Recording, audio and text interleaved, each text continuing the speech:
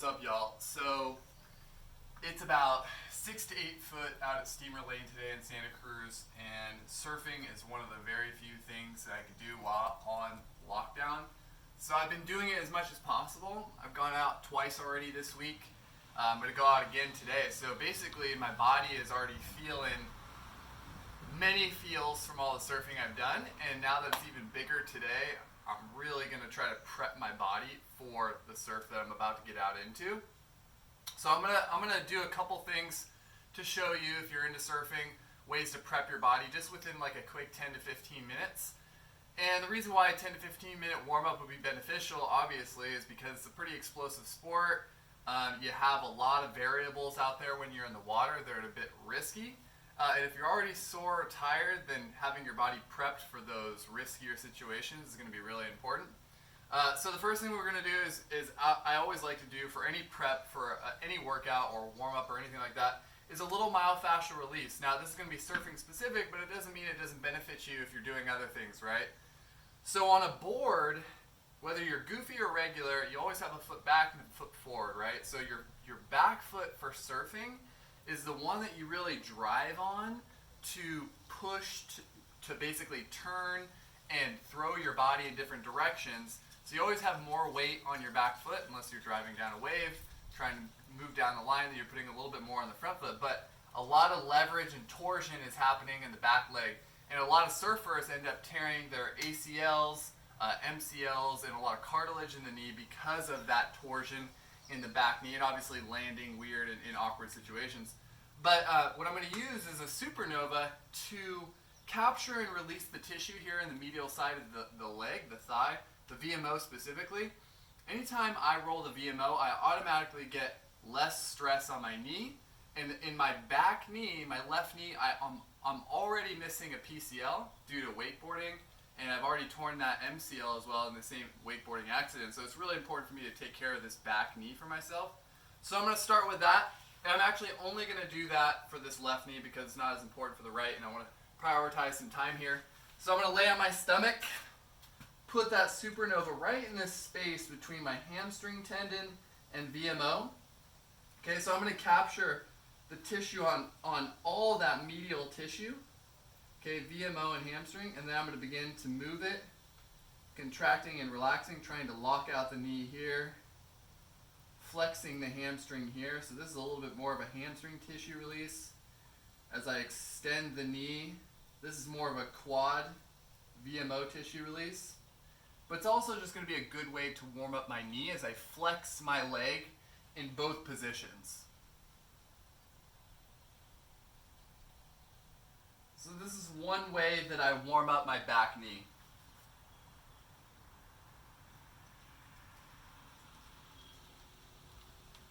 Now I'm going to do this for about 2 to 3 minutes.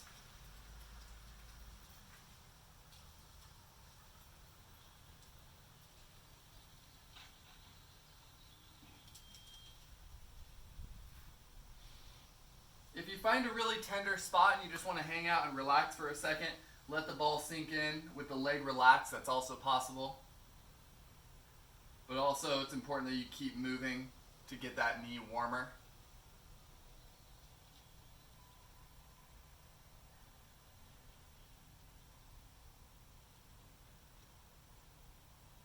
Alright, I'm satisfied with that. Now the next one that we're going to do, and this is more of an activation drill. I feel like I'm pretty satisfied with the tissue releasing so far, and this is just meant to be a quick video. If I were to go deeper into the surfing stuff, I would go, more myofascial release for the pecs, lats, probably delts, and then we can get into hip flexors and mid-back as well. There's a lot of different areas, but this is just quick 10 to 15 minutes before I get out, before I head over the hill to hop in the surf. So I got the tissue release there. Now I want to do a little bit more activation of my back hip and back leg to make sure that my knee is stable. Much of what controls the knee is actually either the foot or the hip. The knee doesn't have a ton of stability either in circumductive motion or it basically just flexes and extends, right? So hip and ankle are really important to activate there. So I'm going to activate my hip in internal rotation. Okay? And the reason why internal rotation is important for surfing is because when you're standing, right, I'm on my board here, my knee is typically dropping in, and this is internal rotation of the hip. So if my hip is not stable in internal rotation here, then I have risk of injuring the knee, as I've already talked about, or injuring the hip, and then you're just not as stable here, and you don't have as much power and force through the back leg. So if we get into 90-90, which is really common functional range conditioning position, then we can practice engaging this internal rotation from the back hip, okay? So really quickly, we're gonna do two things. Now, I'm gonna turn towards this leg, okay, and this is really driving my torso into this internally rotated hip, and I'm gonna think about doing a sit-up towards this knee, okay? That's actually considered a rail in functional range conditioning, a regressive angular isometric load. So I'm using my core and my hip to pull my chest over this knee. So it's not just a folding like I'm stretching, I'm not just relaxed, but I'm pulling myself into it. And then I relax. Pull. And relax. Pull. And relax. Okay, I'm going to do that about 5 more times. Make sure this knee is also pushing down into the ground as well, engaging this glute a little bit.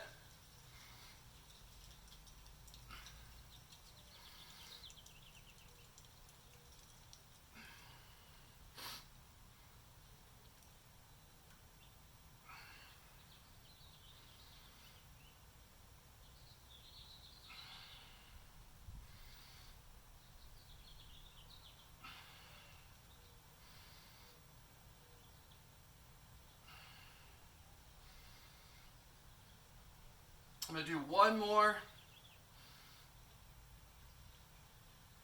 Now, it really doesn't look like much, but if you learn anything about functional range conditioning, or something that I could teach you, is that when you're conditioning the end range of a joint, it doesn't look like very much because you're already at the end range. So there's not a ton of movement, but that doesn't mean you're not working hard because you're already at that end range. You're fighting against the end range carefully to then gain more range and activation. Okay, so that's exactly what we're trying to do with that back leg. That's the back leg of any boarder surfer. So I just worked on internal rotation there. Now, external rotation for the front leg is a bit more important. So now we're going to activate external rotation, right? So this one is again going to be in 90-90 or something like it. Okay, it could be a pigeon as well, which would look more like this. The point is that we're going to get in a progressive angle in the glute. So I'm opening my right glute, which is my forward leg as a surfer. And now I'm going to dorsiflex my forward foot. I'm going to keep my back foot nice and straight, back leg straight. I'm going to pull my chest up so my spine is straight. And then I'm going to hold my chest up here a second just to feel how my forward glute is working to hold my body up. Okay, so you can see this hip is off the ground. If I was in 90-90 or something more like that, it would look more like this. Okay, the point is you're holding your weight up with this forward knee. I'm going to shift more into pigeon. Now what we're going to do here is we're going to do some rotation once we find that stability in this hip. Okay, so I'm going to hold myself here. And because I tend to ride a lot of rights, in Santa Cruz, I'm always driving down a wave to my right. I'm always throwing my torso to my right to come around and bottom turn into the wave. It doesn't mean I'm not turning left as well, but I'm turning more into my right. Okay? So I'm going to practice turning past my forward leg, and I'm going to do that by pulling a hand back like so. Okay? So I have my hands out in front of me together, and then I'm going to drive this right hand, which is same side of my right knee, back behind me, to really open up my thoracic spine. So I'm activating my glute, I'm activating my obliques, and mobilizing my thoracic spine to warm up my body here.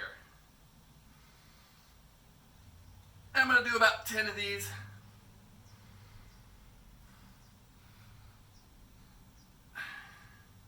My glutes start to burn.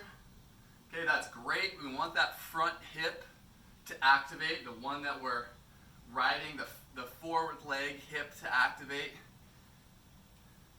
Specifically the external rotators. I'm going to do about 2 more. And see how smoothly and slowly I'm doing this. I'm not doing it quick. I'm doing it forcefully. It's this force that I'm creating that creates real true strength and stability in positions. Power movements where you're moving quickly, fast twitch is important, but you have to already have stability to be able to then progress to those. Okay, so that's why I do the slow, stable stuff first. Last exercise, we have to do something standing, right? So let's put the internal rotation, back leg activation with the external rotation of the front leg, right? So, here's my board. Let's see what I'm talking about here, right? So we're in our stance.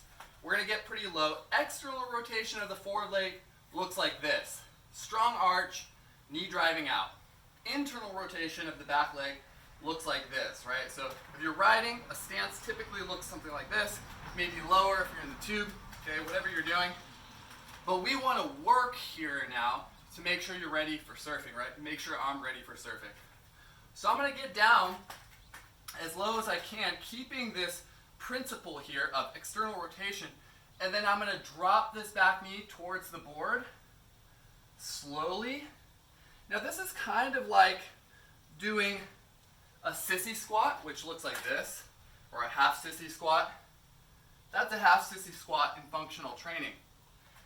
This is, I'll call it some sort of a surfer sissy squat, right? You guys will love that. So external rotation of the forward leg, internal rotation drop of the back leg, keeping my chest upright all the way down. Notice my arch here is still strong. I'm going into deep knee flexion, come up, driving through this heel, stand all the way up. Not something you would ever do surfing, but come up for full hip extension to open up your hips as far as the warm-up goes. Okay, I'm driving this leg, knee down, arch still strong here, chest still upright. I'm going super slow. I'm really working internal rotation here, so I'm pushing this knee down.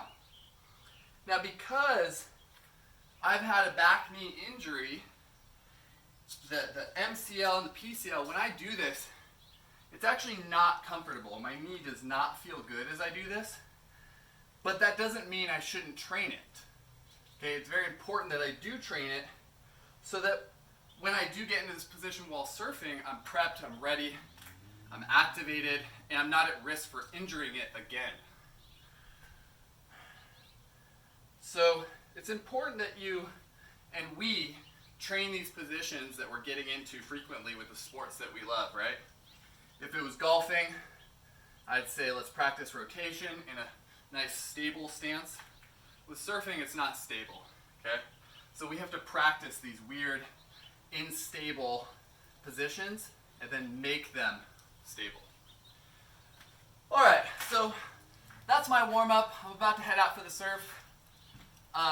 If this was helpful to you, if you surf or not, then great. If you don't surf and you found this interesting, great. And